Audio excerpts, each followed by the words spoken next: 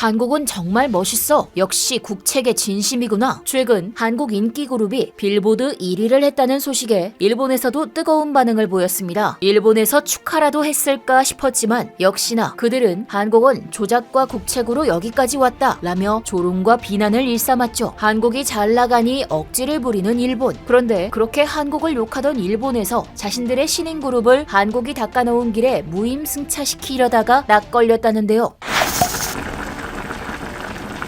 앞서 달리는 사람이란 뜻으로 행렬에서 맨 앞에 선 사람 또는 어떤 일이나 사상에서 다른 사람보다 앞선 사람의 의미를 담고 있는 선구자. 선구자는 척박한 환경에서 없던 길을 개척하는 사람들로서 그것만으로도 큰 의미를 갖는데요. 한국 축구에서는 단신으로 유럽에 가서 한국 선수의 해외 진출길을 만든 차범근, 박지성을 들 수 있습니다. 그래서 손흥민 선수, 황희찬 선수 등이 자신들 스스로 차범근과 박지성이 훨씬 더 대단한 사람임을 하고 있죠. 그런데 최근 한국이 만들어 놓은 이 길을 무임승차하려고 하는 사람이 있었는데요. 네, 맞습니다. 바로 일본입니다. 만들어 놓은 길을 따라오는 건 자유입니다만 일본은 그냥 따라오는 게 아니었죠. 이는 최근 한국 걸그룹 블랙핑크가 미국 빌보드 메인 앨범 차트 빌보드 200 정상을 차지한 데에 일본의 반응을 보면 알 수 있는데요. 블랙핑크가 빌보드 정상을 차지한 것은 여성 그룹으로서는 2008년 이후 14년 만이자 한국 걸그룹 최초 1위입니다. 미국 포브스지에 블랙핑크가 미국 음반 시장을 장악한 첫 K-팝 걸그룹으로 역사를 만들었다 라는 보도는 해당 기록이 얼마나 대단한지를 알 수 있는 대목이었습니다. 게다가 영국 공식 앨범 차트 1위도 차지해 아시아 여성 가수의 첫 영미권 석권이라는 역사를 남겼죠. 동양인은 찾아볼 수 없었던 해외 음악 시장의 길을 개척한 K-팝. 이는 모든 아시아 국가의 가수들에게 큰 귀감이 되고 있는데요. 하지만 일본은 이 소식에 전혀 달가워하지 않았습니다.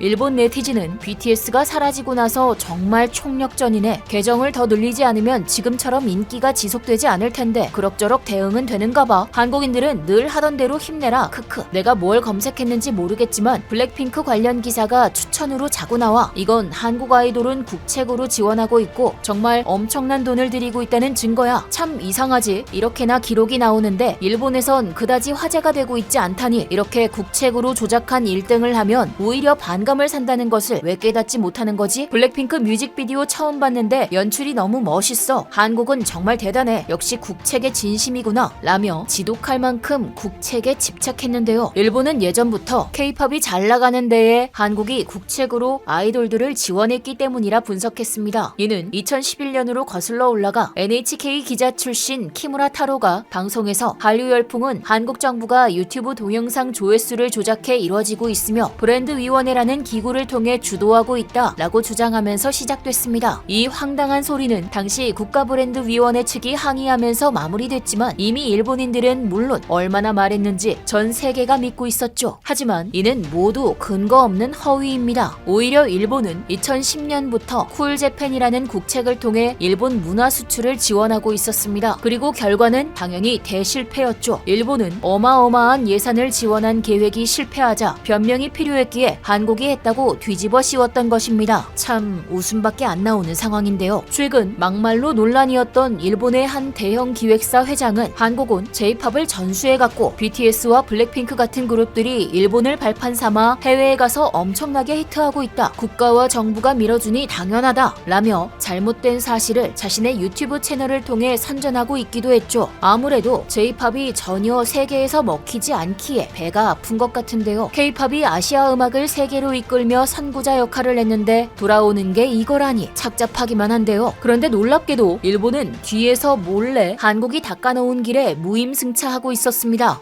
I'm a big boy band fan. I am. My buddy here created one of the biggest ones, One Direction, and I love BTS. I know this is J-pop. Gotta hit some of the notes when you're singing the solos. They were really off on those notes. The rapping wasn't good. It seemed like a parody. It looks like a Saturday Night Live.